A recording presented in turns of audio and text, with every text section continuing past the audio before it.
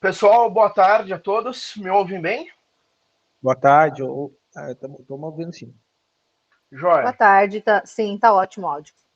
Maravilha. Pessoal, vamos... como eu comentei com vocês no grupo, a ideia a partir de hoje é a gente ter uma brevidade nas reuniões e a gente ser bem cirúrgico nos assuntos aqui para otimizar o tempo de todo mundo e a gente também poder ter reuniões mais objetivas. Pessoal, como vocês viram, pessoal da Alroma desembarcou da proposta nossa, né? Então, a gente está aqui hoje com a presença da Ecomáquinas e da Verde Equipamentos. A partir da próxima, nós ainda temos o pessoal lá da Fix, que estão no grupo, mas nunca participaram, nunca se manifestaram. Então, se posterior a essa reunião não houver manifestação, eu vou segurar no grupo somente quem realmente participa. E o bonde anda e quem quiser entrar, entra, e quem não quiser participar também, paciência. E vamos em frente.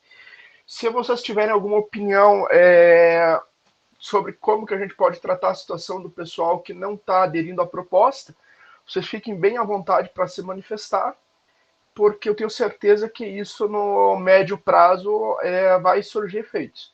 Eu creio que seriamente vão se arrepender de não terem aproveitado as oportunidades que estão acontecendo aqui. Pessoal, hoje a ideia é bem direta, a gente discutir entre vocês, ver o que vocês conversaram nas suas respectivas empresas aí, e a gente vê a questão relacionada ao custeio dos ensaios científicos. Basicamente, hoje a gente vai tratar disso, e eu quero deixar definido depois com vocês, após as tratativas, uma proposta para a próxima reunião. Eu gostaria de vocês, então, bem abertamente, fiquem à vontade, eu gostaria da manifestação de vocês, do que vocês conversaram, qual que são as propostas, qual que são as ideias, o que vocês tiveram de diálogo entre esses dias, entre a segunda e a terceira reunião, para a gente poder avançar. Fiquem à vontade. Eu gostaria de iniciar, vou pedir a palavra, até porque a minha opinião pode não agradar, não tem problema. Até faço um adendo aí com relação às outras empresas, eu não vejo problema nenhum eles optarem por não participar, todo mundo tem livre-arbítrio. Eu vou dar andamento aqui. A gente andou discutindo na última semana e na penúltima semana também o que a gente poderia fazer, debatendo ideias. E no momento o valor do aporte, por enquanto a gente não está disposto a fazer um aporte monetário daquele valor. E a gente também nem tem ideia de como a gente poderia fazer, tá? Eu explico por quê.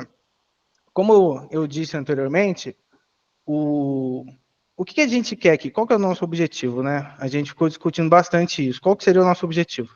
É óbvio que para todo mundo aqui, todo mundo tem que pagar contas, né? Então, vamos ser bem sinceros, aqui são empresas sendo representadas e empresas têm que dar lucro. Então, o objetivo aqui é visibilidade e, consequentemente, a gente ajuda o mercado também, uma coisa casa com a outra.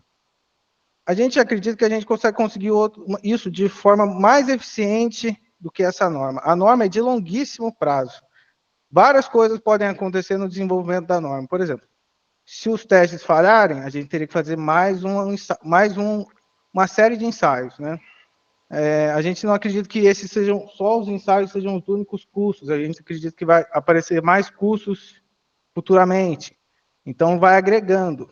O que a gente acredita? Cara, se a gente pegar, reunir todos, a gente vai ter até um apelo maior. Vamos reservar um horário nobre aí, reservar um horário no Jornal Nacional, sei lá, no intervalo do Jornal Nacional. O apelo vai ser bem maior, a gente consegue juntar mais fabricantes de máquinas, mais fabricantes de tijolo, e eu garanto, a gente não consegue atender a demanda que vier dessa divulgação. O que não vai acontecer nessa questão da norma, porque é longuíssimo prazo. Então, nesse sentido, a gente entende que tem soluções melhores, principalmente com o valor desse aporte.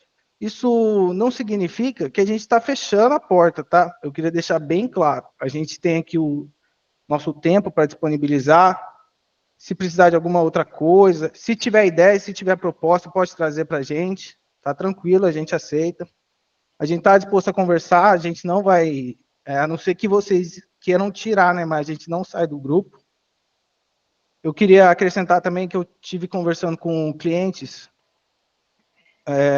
não só clientes nossos, mas de outras empresas, bastante gente nos procura por conta do laboratório, e a gente pergunta, né, o que você acha? A gente está discutindo sobre a norma regulamentadora, sobre tijolo ecológico ser um produto, um alvenaria estrutural, né?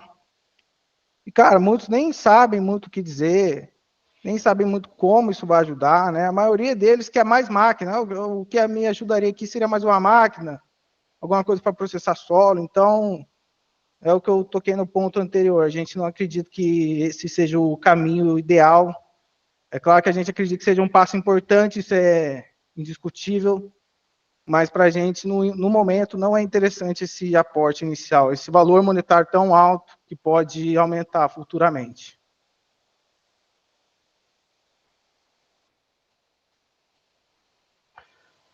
Bom, vamos lá. Só para a questão do esclarecimento. Quando você menciona, Lucas, que não vocês não veem como o caminho ideal, vocês explica para mim melhor o que vocês entendem que não seja o caminho ideal. A viabilização da norma ou a proposta de a gente estar pedindo um auxílio inicial para as indústrias de máquinas? Porque tu mencionou fazer um horário nobre. Tu está colocando que o valor do aporte total da norma, se fosse aplicado num horário nobre de televisão, geraria mais vendas para vocês do que a norma. É essa a leitura? Não, a questão não é nem só de vendas para a gente, geraria vendas para a gente, para o concorrente, para os fabricantes de tijolos, para arquitetos que fazem planta de tijolo ecológico. Seria vamos dizer, um anúncio imparcial sobre tijolo ecológico, entendeu? Ajudaria muito mais o mercado no curto prazo do que a norma, entendeu? A gente acredita que, no momento, o nosso público é muito pequeno. É bem complicado para a gente. É um serviço de formiguinha, entendeu? Essa questão da norma.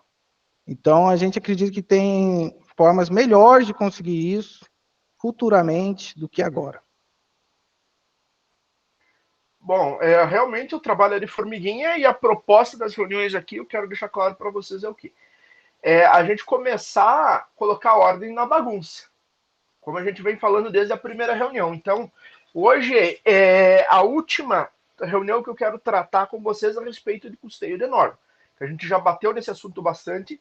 E se tudo der certo, tá para confirmar, talvez na próxima sexta a gente vai fazer uma reunião setorial.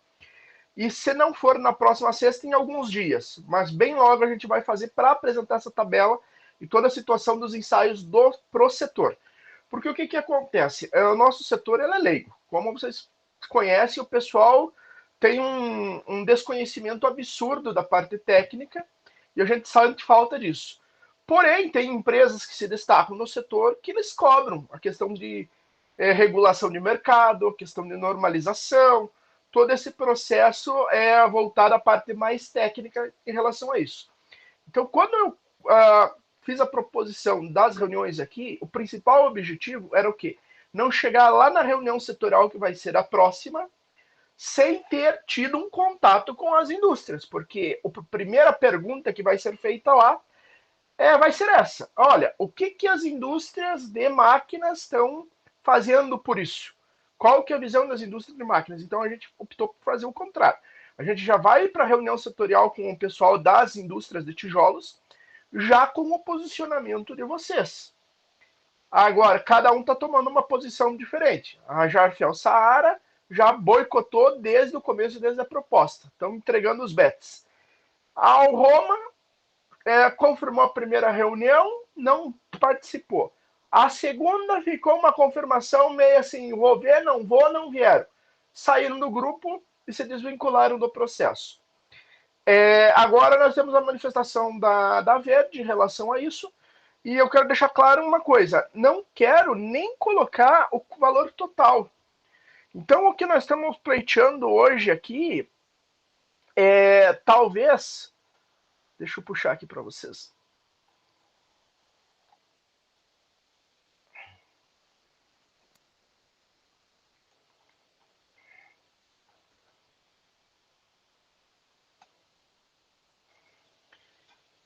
O que eu penso de a gente discutir é esse primeiro start aqui. Nós estamos falando aqui de 74, 75 mil reais. Que é o quê? Que é o início da preparação de toda a questão lá com a Unesc, para a gente poder ganhar tempo. Olha, como que a gente vai fazer a captação de recursos? Lá na primeira reunião foi comentado, de repente, olha, outras modalidades. A gente vai ouvir agora também na sequência a opinião aí da Ecomáquinas. E o que eu estou querendo com vocês aqui, não estou nem falando do valor total, porque isso é robusto. Para o porte do nosso setor, sim, os ensaios são extremamente robustos. Mas esse início aqui, esse start é o que eu viso. Então, o que, que eu penso? Primeiro, um passo de cada vez. Primeiro, a gente conseguir começar a organizar qual que é a maior necessidade hoje perante a questão da NBR. E a gente poder formalizar com a Unesc um contrato inicial. Isso seria essas duas primeiras partes aqui, em torno de 75 mil, né? Não daria nem 20% do valor total, e aí a gente já tem trabalho para mais de 6 meses para poder começar a organizar as coisas. Posterior a isso, vem a questão dos bolsistas lá na Unesc para poder começar toda a parte de ensaios de traço, dosagem, tudo isso. O que é importante vocês visualizarem, pegando o gancho na fala do Lucas, é que o quê? Não é só a NBR para tornar isso estrutural. Por trás do processo da NBR vai vir diversas definições que vão impactar diretamente na condução dos processos de fabricação de tijolo e, consequentemente, no aprimoramento do maquinário de vocês. Então, isso é um ponto importante que é de vocês avaliar. Talvez não tenha ficado tão claro isso. Então, o que, que a gente vai ter que definir? Olha, como que a gente faz toda essa parte de processos iniciais? De que maneira que a gente vai trazer esse conhecimento e esse entendimento para as fábricas de tijolos? Consequentemente, como que a gente pode transformar que os clientes de vocês, eles cheguem até vocês com um amadurecimento? Porque a gente sabe que a grande maioria dos clientes que chegam a comprar maquinário de vocês pela primeira vez, que não está fazendo um processo de upgrade, ele é leigo. O cara viu um videozinho lá na internet e está achando que vai misturar terra do fundo de quintal e vai fazer tijolo. Então, vocês têm todo um processo de doutrinação desses clientes. A partir do momento que a gente adentrar o processo da norma, tenho certeza absoluta que vai surgir N situações que vai melhorar a compreensão dos clientes de vocês. Então, esse é um ponto que vale a pena analisar com carinho também, tá? Mas passo a palavra pro pessoal aí, não sei se o Lucas quer complementar alguma coisa, mas na sequência, o pessoal da Ecomáquinas fique à vontade. Queria complementar aí a sua fala. Eu queria, principalmente, que talvez você esclareça para mim. Cara, a gente tem bastante material hoje no YouTube, bastante gente que faz vídeo ensinando a fazer tijolo, falando sobre teste, sobre percentual de areia, mas mesmo assim o pessoal não assiste. Por experiência própria nossa aqui, a maior parte de dúvidas que chegam no nosso pós-venda é porque nem assistiu o manual. Eu queria saber como que uma norma ajudaria a conscientizar as pessoas.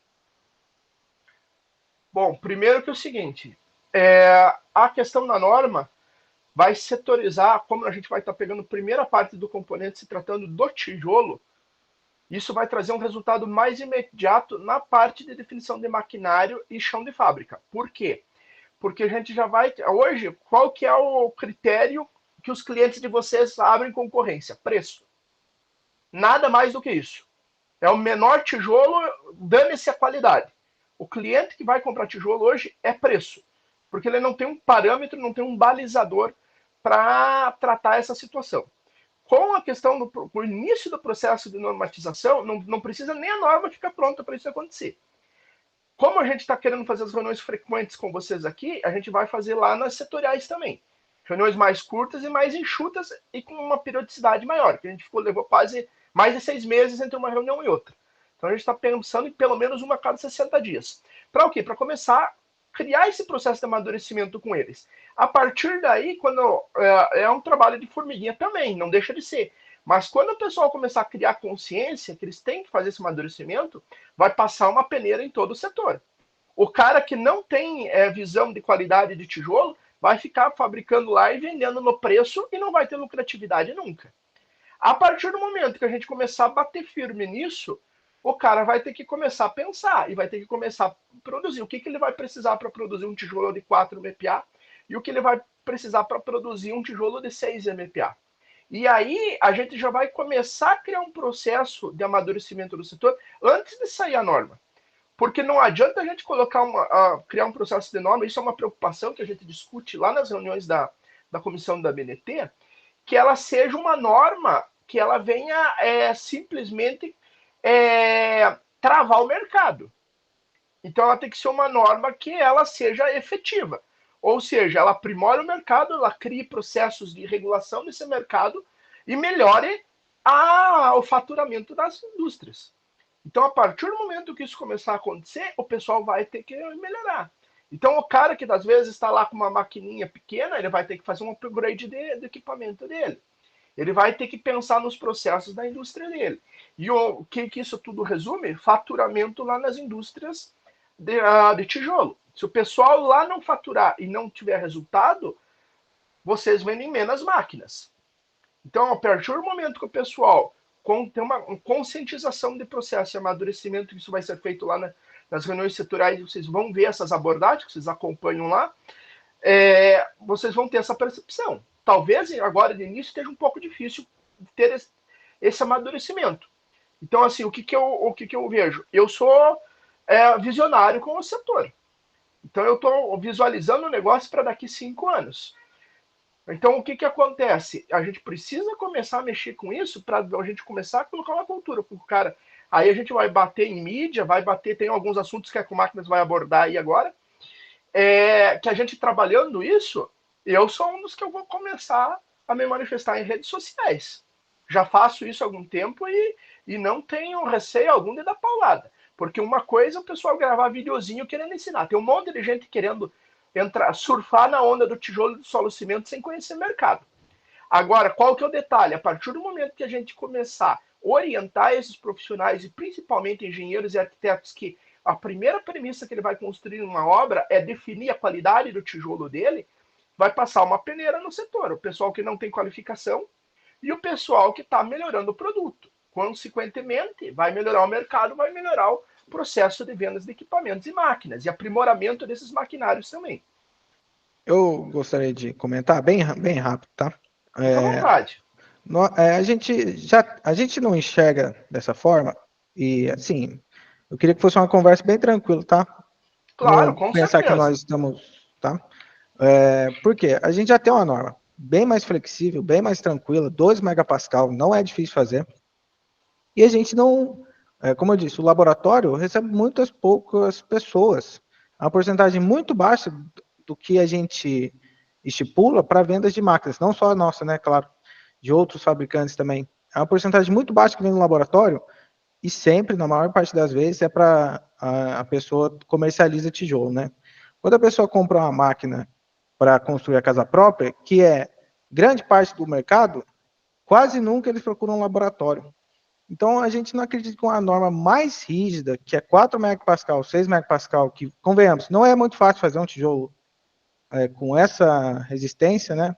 Para fazer um tijolo de 8 megapascal, por exemplo, você tem que colocar bastante areia, bastante cimento, dependendo da região, fica até caro. A gente não acredita que vai simplificar a vida, entendeu? A gente acredita ainda que vai até complicar o processo. O que você acha? Bom, aí você me trouxe uma informação que eu não tinha essa visão. Você está me colocando que o maior percentual de venda de máquinas de vocês é as máquinas pequenas para autoconstrução, é isso? Grande parte, sim. Bom, eu aproveito o teu gancho e a tua informação para fazer a mesma pergunta para a Ecomáquinas. Se também é o chão de fábrica deles esse. Se isso também acontece com eles lá. Porque eu não estou olhando para o pessoal da autoconstrução. Eu estou olhando para as indústrias e para o mercado que precisa faturar e ter lucratividade. Então, o que acontece? O cara que hoje quer ter uma produção maciça, que quer ter uma produção com faturamento legal, você sabe que o cara tem que ter um capital de giro muito bom. Senão o cara não sobrevive de fabricante de tijolo. Então, são alguns pontos que eu levanto aqui. Então, o que acontece? Qual que é a questão? Que temos uma norma hoje? Nós temos uma norma hoje de um produto que é para fazer vedação. Ou seja, qual que seria o universo correto de aplicação hoje do tijolo de solo cimento? Fechamento de barracão, de galpão, pilar de concreto e as paredes de tijolo de solo cimento. É a única aplicação hoje, uma das únicas que eu vejo a aplicação do tijolo de forma correta. Outra delas, as obras que agora estão vindo em estruturas metálicas com fechamento em tijolo de solo cimento. Ali também, 2 MPa sem problema nenhum. Só que qual que é o problema? Pessoal, não, realmente isso é uma máxima. Não se preocupa com a qualidade e não testa os seus produtos. Aí o que acontece é o nível de patologias. Nós temos case aqui de obra de assessoria que a gente está com uma obra de mais de 2 milhões de financiamento, que o cara está com um problema de infiltração gravíssimo, que a obra é em estrutura metálica e o tijolo sequer atinge 2 MPa. Então, esse é o universo que a gente tem que separar. Então, por exemplo, uma coisa é o cara que compra uma máquina manual para fazer o próprio tijolo, e ele faz uma casa de 40, 50 metros quadrados térrea, com onde é um solo que tem uma estabilidade que não vai ter problema de fundação, é uma situação. Agora, o cara que ousa fabricar um tijolo para uma casa de 2 milhões de financiamento e o cara não tem sequer um laudo de compressão mínimo, aí o cara está pedindo para levar. E, inclusive, vocês sabem, tem pessoas aí no mercado que tomaram Doril, sumiram do mercado. Tem fábrica que anoiteceu e não amanheceu e ninguém tem nem notícia dos caras, porque os caras sumiram. Justamente que tiveram problema com tijolo, aí o cara da casa foi procurar e o fabricante tomou Doril. Não só fabricante, como também mão de obra. Então, são coisas que acontecem nesse setor. Mas, então, assim, a discussão vai longe. Eu não quero me estender, porque vocês sabem que eu falo bastante, eu queria abrir para o pessoal da Ecomáquinas. Aí eu estou vendo que a Nicole que levantou a mão, fica à vontade. Oi, boa tarde, tudo bom? Eu tenho uma pergunta para o Lucas, claro, se não tiver problema para responder, eu vou compreender. Qual é a formação técnica da pessoa que responde e assina o laudo do laboratório de vocês? Ele é engenheiro de materiais. Ok, muito obrigada.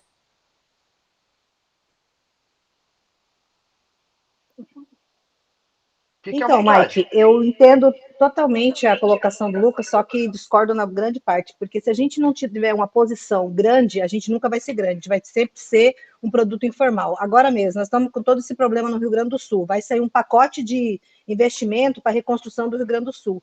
O mínimo que o governo vai pedir são normas, e muitas dessas construções vão ser em palafitas. Eu acabei de sair de uma reunião do setor e vai ser palafitas. Então, qual que vai ser as exigências lá? Toda vez que a gente se entrar no negócio que a gente não tiver mais embasado com as normas e contar só com a norma que a gente tem hoje, a gente vai perder parte dessa fatia. Quer dizer, a gente não, que vai perder nossos clientes e, consequentemente, a gente. Porque uma vez que nossos clientes não consigam colocar mais produtos no mercado, igual hoje a barreira gigantesca deles falando da Caixa Econômica, a gente vai perdendo cada vez mais, vai entrando outros materiais, igual já está entrando, e vem normatizando e vão tomando espaço.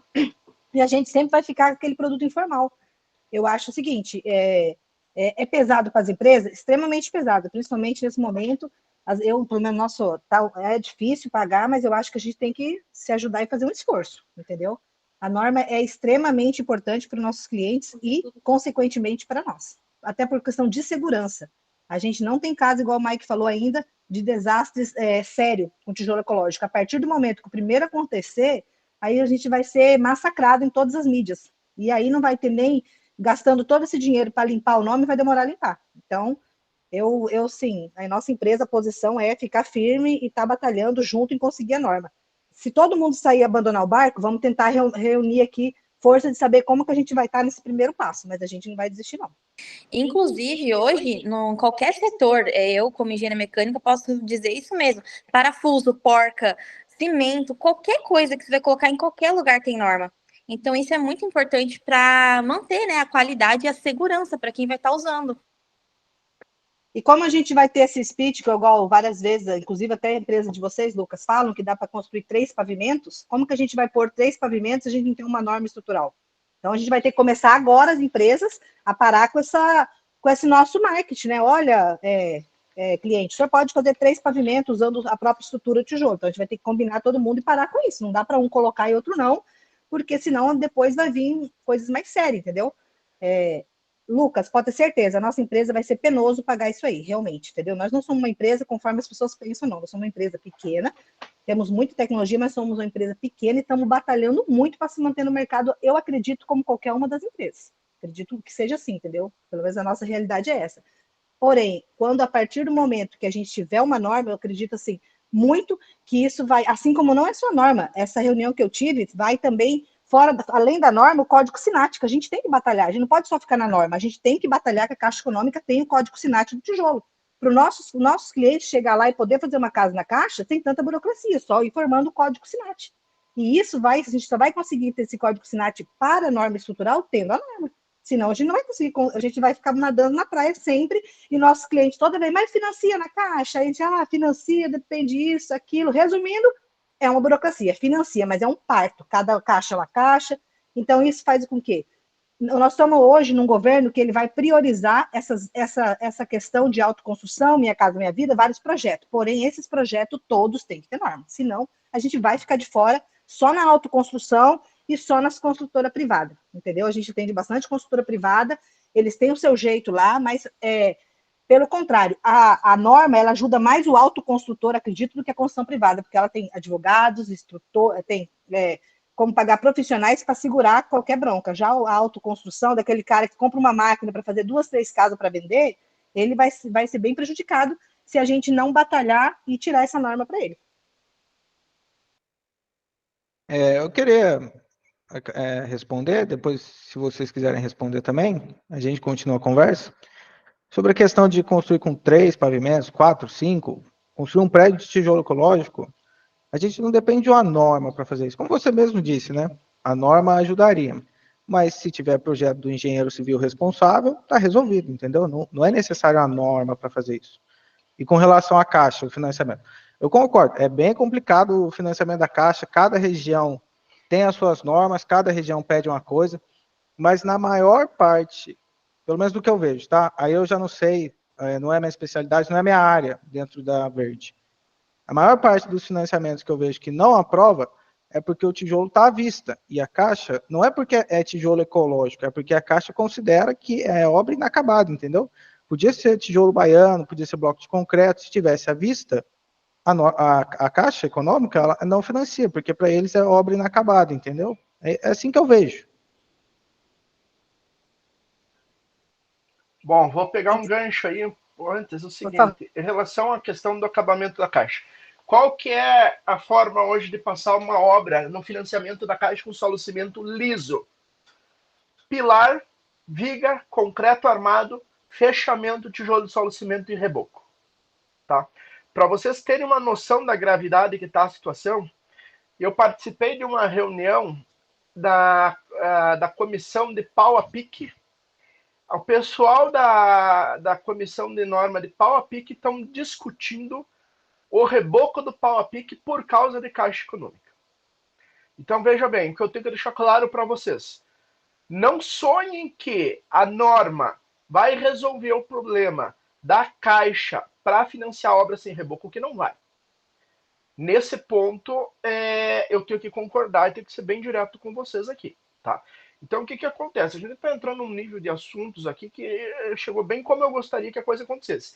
Começassem a expor os lados de cada um para a gente começar a discutir e entender e fomentar a coisa aqui. O que acontece? Se você pegar hoje, colocar uma boa fundação, entrar na Caixa com um projeto estrutural de concreto armado, norma 6118, você entrar com a norma dos tijolos de solo cimento só para revestimento, que a PCI da Caixa hoje tem lá a alvenaria de solo cimento, e você colocar reboco, passa no financiamento liso. Só que o que acontece? Inviabiliza a obra. Porque o cara, se for utilizar o tijolo de solo cimento como tijolo comum, ele não vai ter economia. A economia dele é o que? Justamente pelo processo que eu não preciso repetir para vocês aqui que vocês conhecem. Economia de concreto, madeira, etc, etc, etc, etc. E também do reboco. Então, o que acontece? Um ponto importante que foi tocado aqui é equalizar as ações de marketing entre o pessoal aqui. Eu acho extremamente importante. porque tem algumas abordagens que eu vejo assim que elas deveriam ter ficado lá na década de 90, e não estou me referindo a um ou outro, estou me referindo a ambos. Por quê? Porque vocês são as duas empresas que vendem as máquinas pequenas. Então isso afeta mais vocês que não fazem aqui presentes, tá? Agora, o detalhe é o seguinte, o que acontece é assim, se a gente não dá um tratamento de uma forma ordeira, a gente vai ficar para trás. E não entro nem só na questão da norma. Mas o grande problema do setor hoje não é a norma, é a mão de obra. A rejeição no canteiro de obra para trabalhar com solo de cimento tem aumentado absurdamente. Porque que o pessoal não quer profissionalização, não tem vontade de trabalhar, não querem mexer com o tijolo. Isso está um problemão. Então, o que a gente precisa? Melhorar toda a nossa parte de processos para lá na frente a gente poder pensar em inteligência artificial, em robotizar o canteiro de obra, esse tipo de coisa.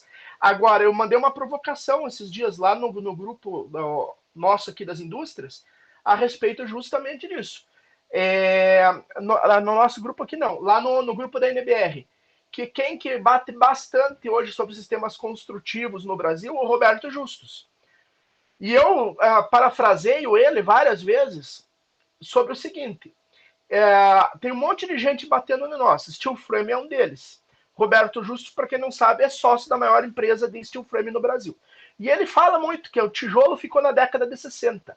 Me dói no coração eu ouvi ele falar isso. Só que tem um detalhe importante nessa história. A gente já teve feedbacks de clientes aqui, situações que aconteceram no nosso escritório de engenharia e arquitetura, que o quê? O cliente foi para fazer um projeto de steel frame, a hora que a mulher do cara chegou lá, bateu no mostruário de steel frame e viu a parede oca, ela bateu o pé e disse que não quer. Então, o que nós temos a nosso favor? A nossa cultura é obra de concreto armado, de tijolo. É isso que o brasileiro quer. Nada mais do que o Rio Grande lá daqui a situação agora para ver aquilo lá. Então, eu gostaria, estou garimpando para achar uma obra de steel frame lá no Rio Grande do Sul para ver o que sobrou. Se vocês descobrirem alguma, mandem no grupo para nós. Seria um caso, um case bem importante para nós. Por quê? Agora, com tudo que está acontecendo lá, todo o pessoal do steel frame está vendendo o seu peixe lá no Rio Grande. O pessoal do IFC, o pessoal do steel frame, o pessoal do wood frame, até o pessoal lá dos tijolos de formato solo cimento de plástico já estão fazendo essa abordagem. Só que o que? Nós não temos uma fábrica hoje que esteja com capacidade técnica enorme para dizer assim, a gente tem um produto legal que pode solucionar muito a vida de vocês. Então a boiada está passando e nós estamos perdendo a maior oportunidade das vidas de todo mundo que tem uma fábrica de tijolo de solo cimento. Não tem uma fábrica hoje no Brasil que dê para fazer uma ação lá no Rio Grande do Sul que dê para dizer que o solo cimento e favoritar o solo cimento como um bom sistema construtivo para Rio Grande do Sul. Por quê? Porque a gente não tem organização desse setor. Então, assim, não só a questão da norma, mas um dos pontos que eu quero conversar com vocês, e já lanço aqui a semente para a próxima reunião, é justamente essas interações, definições em relação a maquinário, em relação a aperfeiçoamento, em relação a marketing, todas essas abordagens a gente tem que ir mudando. E uma delas, que eu vou colocar para vocês, na próxima reunião eu vou mostrar para vocês a simulação dos financiamentos via a mútua do CREA, para vocês verem a oportunidade que está sendo perdida para vender maquinário. Então são coisas assim que acontecem. Mas vamos em frente. Pessoal da Verde, Eco, fiquem à vontade. Eu concordo, eu estava nas semanas passadas aí que a gente discutiu, até cheguei a discutir exatamente sobre o Roberto Justus, falando sobre o steel frame, eu acho que ficou bem famoso, até um Reels no Instagram dele falando sobre o steel frame. Mas, cara, você pega, é exatamente o que você falou, você abre a seção de comentários, tá lá, isso no Rio Grande do Sul não dura, olha as casas que ficaram no Rio Grande do Sul. Então, a mente do brasileiro é muito focada em alvenaria, essa é a nossa vantagem clara, tem muitos métodos construtivos aí, diferentes, steel frame, tem isopor, não sei, você já deve ter chegado a ver, né? Tem bastante método construtivo, mas alvenaria, cimento, tijolo é o que está enraizado no brasileiro, né? Exatamente. Para isso, temos que colocar ordem na bagunça. Eu não vejo outra alternativa. Mas eu também não vejo a norma, não sei, impedindo a gente de vender tijolo, vender casa. Por exemplo, tem muita gente que procurou a gente, bastante ONG, deve ter acontecido aí com o pessoal da Eco também, para máquinas no Rio Grande do Sul. Isso sem norma, entendeu? A gente tem uma norma, né? Só com a norma de fechamento. A gente não acredita que isso seja um impedimento, entendeu? Parte muito do fabricante do tijolo. Para ele vender o tijolo normatizado, ele tem que fazer o teste, né? Eu não sei se a gente não acredita que o mercado vai ficar fazendo teste, porque o nosso mercado é muito pequeno. É o que você falou nas primeiras reuniões. O pessoal vende tijolo muito barato, tem tijolo aí por R$ 1 no mercado, é difícil ganhar dinheiro. Aí o cara, a norma, se eu não me engano, é a cada 10 mil tijolos, você tem que fazer um teste, né? O cara fazer teste a cada 10 mil tijolos, não fica nem caro, mas ele não consegue nem enxergar o benefício disso, entendeu? Pelo menos na minha experiência aqui particular, tá? Agora não é nem falando sobre a equipe do laboratório, porque eu não conversei com ele sobre isso, dando minha opinião mesmo, sendo mais aberto assim. Lucas, me conta o seguinte, você mencionou bem claro, o nosso mercado é pequeno, nosso mercado é enxuto, é extremamente nichado o nosso mercado. Me conta uma coisa, qual que é a visão que vocês têm para crescer e ampliar o mercado, não sendo pela norma? É o que eu falei para você no começo da reunião. Se a gente faz um anúncio, um vídeo totalmente imparcial, uma pessoa colocando tijolos na obra, em um horário nobre, qualquer canal de TV aí, a gente acredita que a gente vai ter muito mais contato para os fabricantes de máquina, de tijolo, para engenheiro, para arquiteto, do que a gente possa atender, entendeu? A gente acredita que divulgar o nosso método nacionalmente vai ser muito mais eficiente do que uma norma que, por enquanto, nosso mercado é muito nichado, como você falou, entendeu? A gente acredita que a divulgação vai ter um apelo muito maior, não só a gente da Verde, como o pessoal da Eco, mas também outros fabricantes vão querer participar, fabricantes de tijolos vão querer participar dessa iniciativa, engenheiros, arquitetos, a gente acredita que vai ter um apelo muito maior, vai ter uma eficácia muito maior também, até para você, Mike. Eu acredito que aqui, grande parte do motivo de você fazer isso, não só por querer apenas ajudar o mercado, é visibilidade, certo? Todo mundo tem que pagar contas. Exatamente, Que concordo.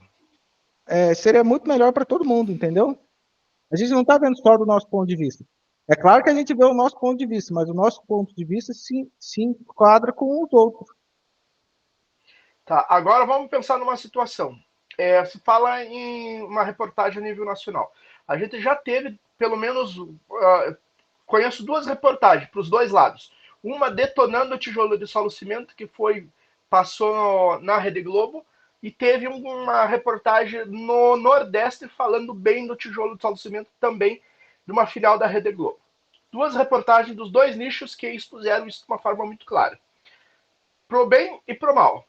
Qual que deve ter maior repercussão?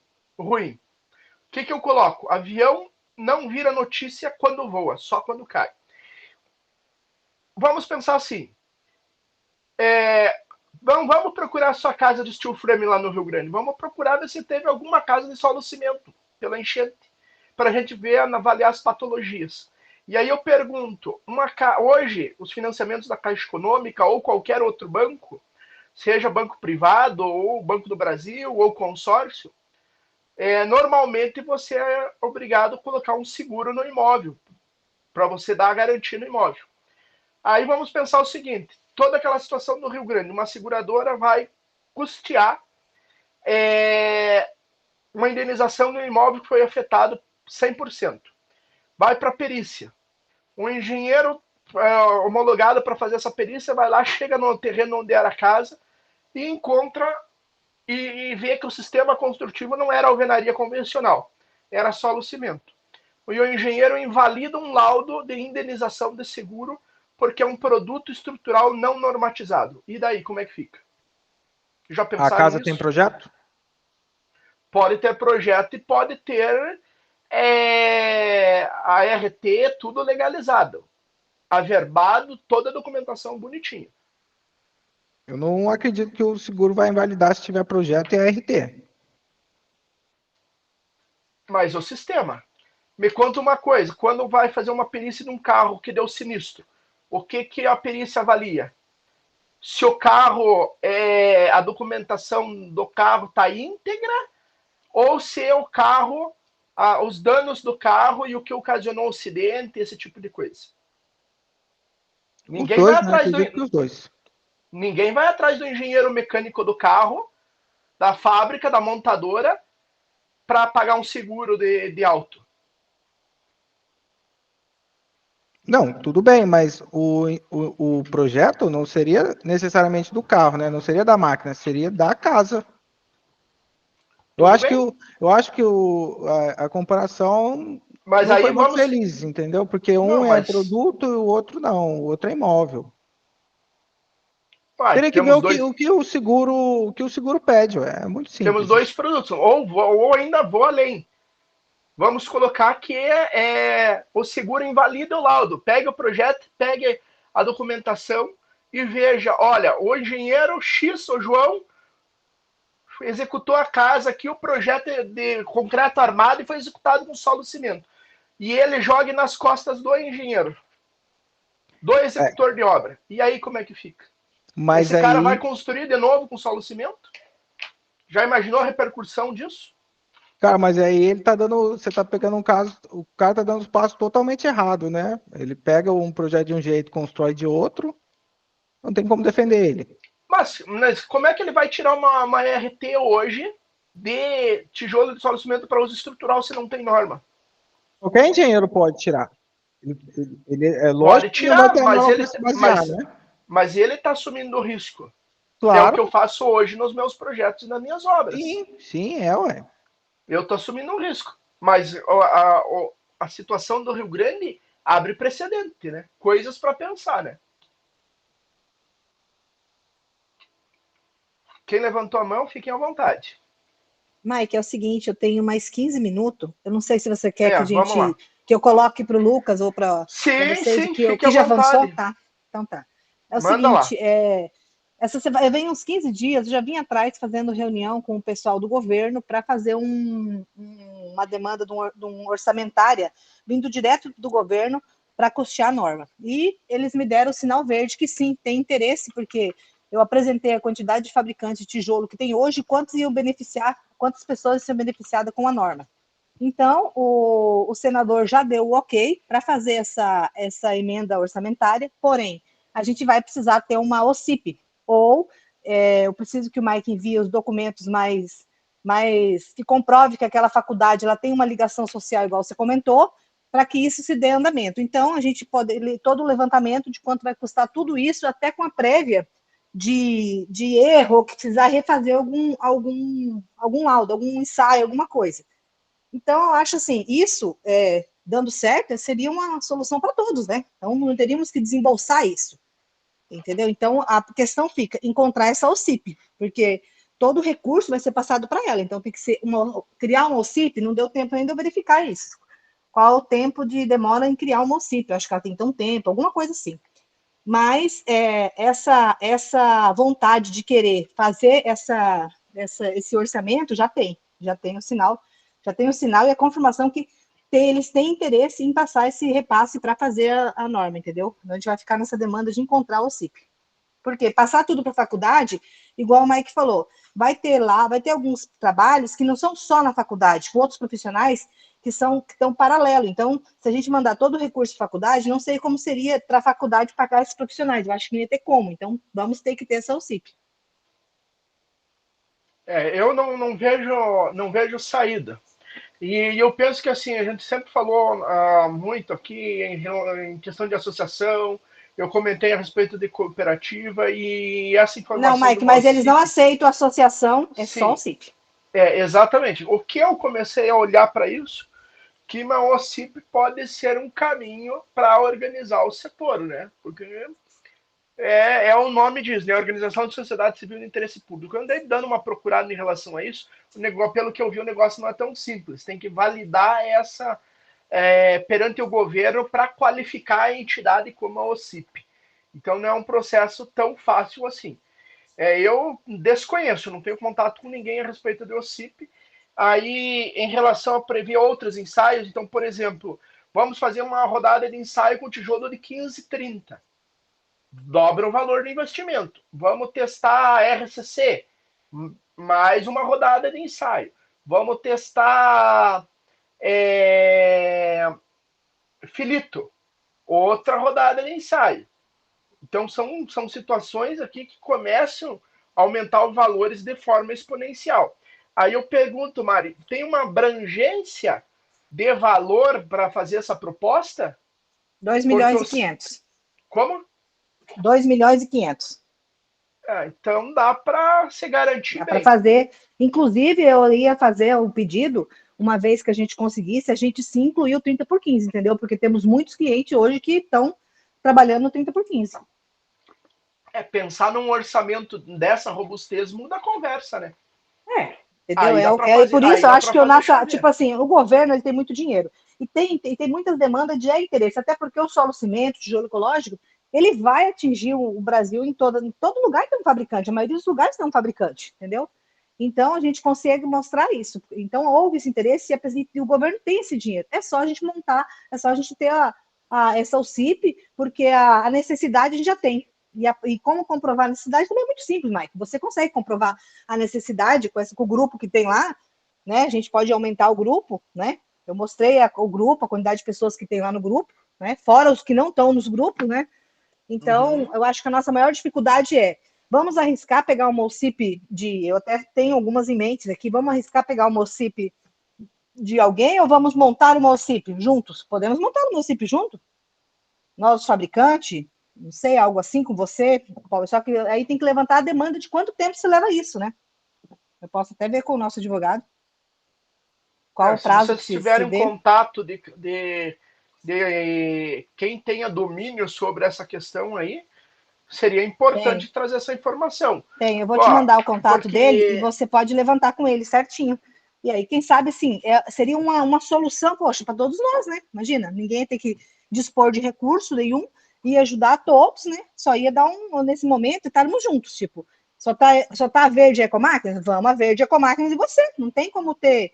Eles perguntaram, fabricantes das máquinas. Eu falei, temos poucos, formal a gente tem pouco, agora informal deve ter muito, que a gente não sabe que aparece de vez em quando alguma coisa aí, mas o que está realmente à frente é 2 empresas só. Então, é o que temos. Tem algum checklist, Mari, de exigências que precisam ser cumpridas para ter acesso ao recurso? Não. Só a necessidade, a influência de quem foi pedir, que não é nosso caso, é um pessoal amigo nosso, não é nós que temos influência, deixar bem claro isso. E ter uma OCIP organizada com a documentação tudo em dia. Porque a necessidade, ela é verídica, ela é de fato, ela existe, entendeu? A gente consegue mostrar, eu já consegui mostrar a quantidade de pessoas, a quantidade de casas que tem. Você tem uma ideia, o professor Francisco Casanova, ele já fez no Rio de Janeiro, teve a época do Projeto PAC, tem vários condomínios lá no Rio de Janeiro que foi com tijolo ecológico, entendeu? Financiado pelo governo, Minha Casa Minha Vida. Então, tudo isso foi juntado nessa documentação para mostrar o quão necessário é, entendeu? E tem uma ideia de prazo entre começar esse processo e a gente não pode passar, para a gente receber esse orçamento, a gente não pode ultrapassar agosto, porque daí fica o que acontece, o orçamento é estudado, agora, é colocado agora, passou de agosto, já não entra no próximo orçamento, entendeu? Então vai para a próxima demanda. Então eu vou pegar tudo anotado, ele vai me passar tudo os pré-requisitos, entendeu? O da faculdade seria assim, rápido, passar o recurso para a faculdade, porém, aquela preocupação, né? E os outros profissionais que não estão na faculdade. Então, essa distribuição dos recursos é inviável. Então, essa é a maior. Então, se hoje fosse, tudo tivesse linkado dentro da faculdade, já era uma coisa assim, rápida, entendeu?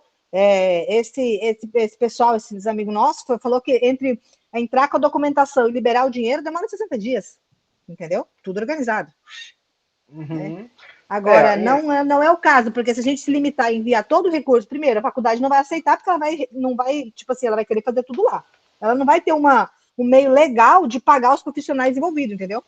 Não tem nem porte. Tem um monte de custas indiretas envolvendo todo esse processo aí, que não tem como destinar. Agora, a questão, eu viria um bom caminho. Acho que a OCIP seria um bom caminho para a gente começar a mexer com o setor.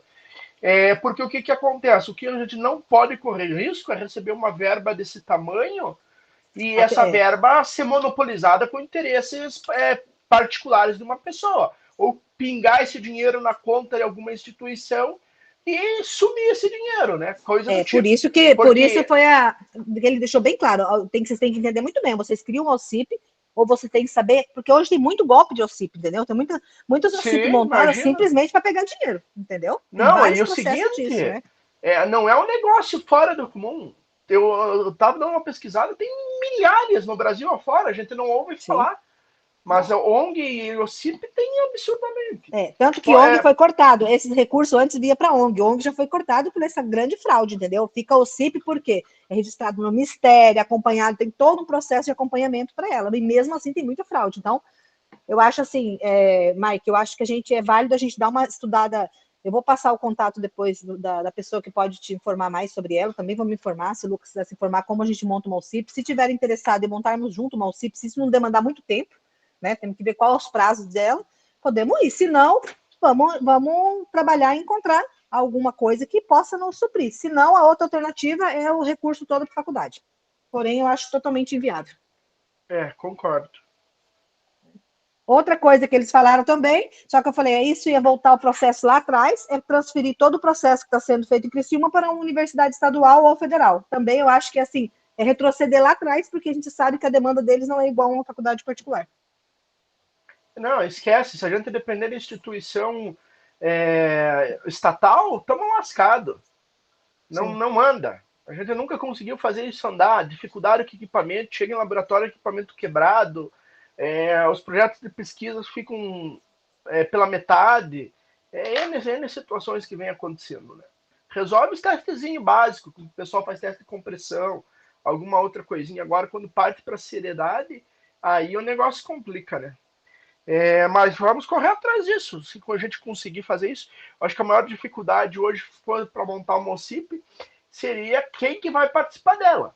Nós teríamos que pegar pelo menos 2 pessoas de cada empresa aqui, para a gente pelo menos estar em 6. Uma associação, acho que precisa pelo menos 8, se não me engano. 6 ou 8. O CIP assim. Eu vi, não precisa de tudo isso. Parece que, não sei, vou falar uma informação que eu tive dele. Ele falou assim que olha, me parece que precisa de 4 pessoas, entendeu? Só que eu não sei qual que é a exigência do tipo, entendeu?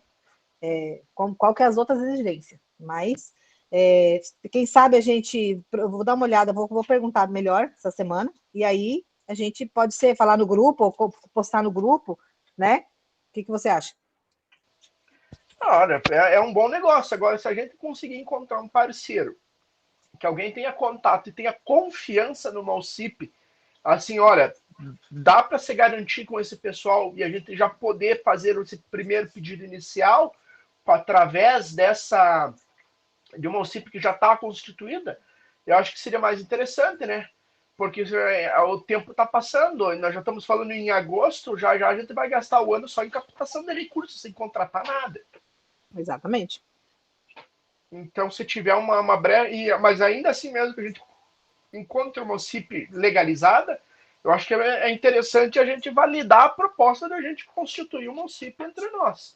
Eu acho porque interessante aí seria o começo de uma regulação do mercado. Porque daí um fortalecimento, né, Mike? Eu acho que é o seguinte, se a gente como empresa se unir, a gente consegue ter um fortalecimento. Daí, um fortalecimento do setor, independente de venda aqui fora, uma coisa do setor geral, entendeu? Se a gente conseguir unir as empresas, vai ser mais fácil, né? Se conseguir se reunir, vai ser bem mais fácil. Então vamos levar essa proposta adiante. Outro ponto. Antes de nós, na primeira reunião lá que a gente fez, foi comentado em de repente fazer algum tipo de rifa, maquinário, algo do tipo. O que vocês pensam a respeito disso? Por que eu pergunto isso? Porque aí nós fazemos a reunião setorial, a gente vai ter que levar as propostas adiante. Então eu quero um feedback de vocês de que maneira que a gente leva a informação setorial em relação às conversas que nós tivemos aqui, né? As proposituras que surgiram aqui. Olha, para nós está de pé, entendeu? Se Se o setor aprovar, para nós é tranquilo, a gente está disposto a colocar maquinário. Não sei se rifa, eu acho que é desqualificar muito o nome do negócio, mas quem sabe um consórcio, né? Quem sabe as pessoas podem estar, sei lá, não sei, rifa, não sei se o valor rifa, acho que para mim é uma coisa que demora tanto a arrecadar recursos, né? Teria que pensar numa coisa mais, né? Para arrecadar esse 100 mil inicial aí agora, né? Não sei como poderia, mas a nossa empresa está disposta a colocar os maquinários, sim, sem problema. Seria uma possibilidade. Agora, aquilo que eu comentei, né? É mais fácil fazer um sorteio de um iPhone, que é algo público, do que uma máquina de solo cimento, questão do interesse, né? Então, o que, que acontece?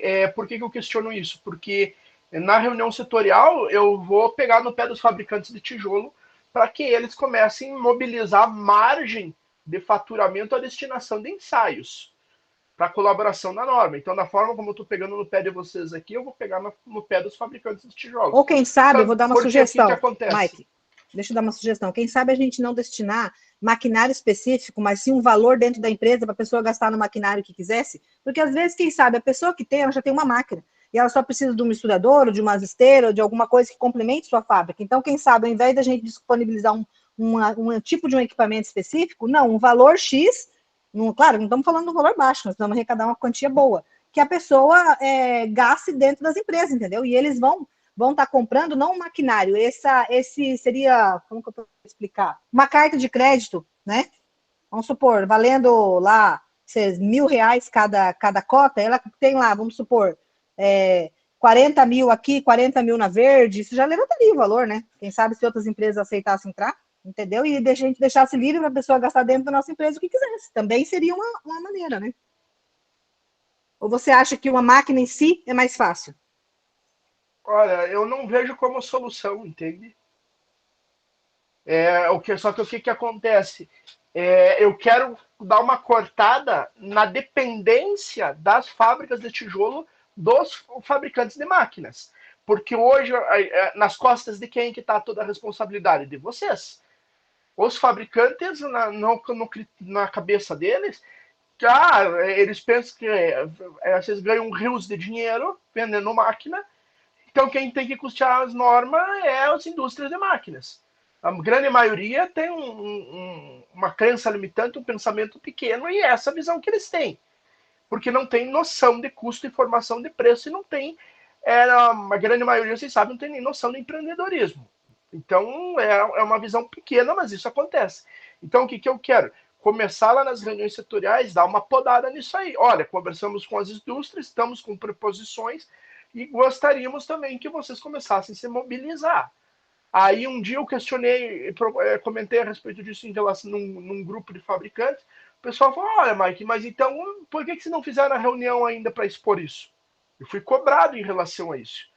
Então a gente vai fazer a reunião justamente por isso, mostrar os avanços, em que pé que está, e também mobilizar todo mundo. Mike, vou ter que ir, tá? Porque meu voo é daqui a pouco, tá?